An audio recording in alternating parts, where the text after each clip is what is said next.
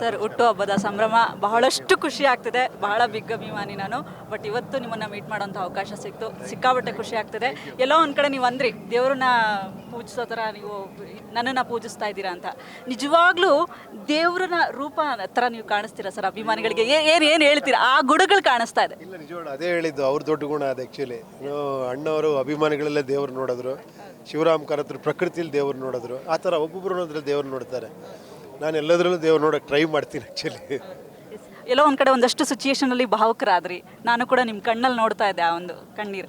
So ಹೇಗನ್ನಿಸ್ತು? ಇಲ್ಲ, ಏನು ಹೇಳೋದು ಆ್ಯಕ್ಚುಲಿ. ಕೊನೆಗೆ ಅನ್ಸುತ್ತೆ ಇದು ನನಗೆ ಆಗ್ತಿರೋದಲ್ಲ, ನನ್ನೊಳಗೆ ಯಾರೋ ಒಂದು ಬರೆಸಿದ್ರಲ್ಲ, ಆ ಸರಸ್ವತಿಗೆ ಆಗ್ತಿರೋದು ಇದು ಅಂತ ಅಷ್ಟೇ. ಪ್ರಿಯಾಂಕಾ ಮ್ಯಾಮ್ ಏನು ಗಿಫ್ಟ್ ಕೊಟ್ಟರು ಸರ್? ಇವಾಗ ಬರ್ತಾರೆ ಸಾಯಂಕಾಲ ಹೇಳ್ತೀನಿ ಸರ್. UI ಬಗ್ಗೆ ಅಪ್ಡೇಟ್ಸ್ ಯಾವಾಗ ಕೊಡ್ತೀರಾ? ಯಾಕಂದ್ರೆ ನಾವು ಕಾಯ್ತಾನೆ ಇದೀವಿ ಸದ್ಯದಲ್ಲೇ ಆ್ಯಕ್ಚುಲಿ.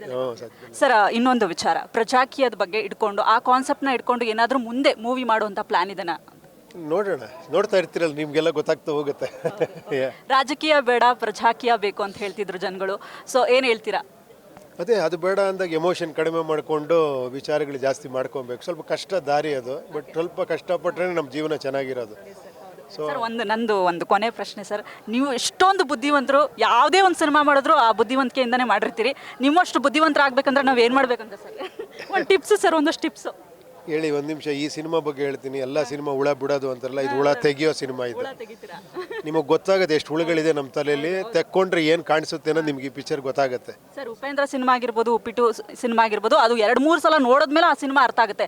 ಇದನ್ನು ಕೂಡ ಒಂದು 2-3 ಸಲ ನೋಡಾದ್ಮೇಲೆ ಈ ಸಿನಿಮಾ ಅರ್ಥ ಆಗುತ್ತಾ ಹೇಗೆ ಜನಗಳಿಗೆ? ನೋಡಿದ್ರೆ ನೀವು ಹೇಳ್ಬೇಕು ಅದನ್ನ, ಈಗಲೇ ಹೆಂಗೆ ಹೇಳೋದು? Thank you sir, thank you so much. ಕ್ಷಣ ಕ್ಷಣದ ಸುದ್ದಿಗಳಿಗಾಗಿ ಫ್ರೀಡಂ ಟಿವಿ ಸಬ್ಸ್ಕ್ರೈಬ್ ಮಾಡಿ, ಲೈಕ್ ಮಾಡಿ ಹಾಗೂ ಫಾಲೋ ಮಾಡಿ. ಹೊಸ ಸುದ್ದಿಗಳ ನೋಟಿಫಿಕೇಶನ್ಗಾಗಿ ಬೆಲ್ ಐಕಾನ್ ಮೇಲೆ ಕ್ಲಿಕ್ ಮಾಡಿ.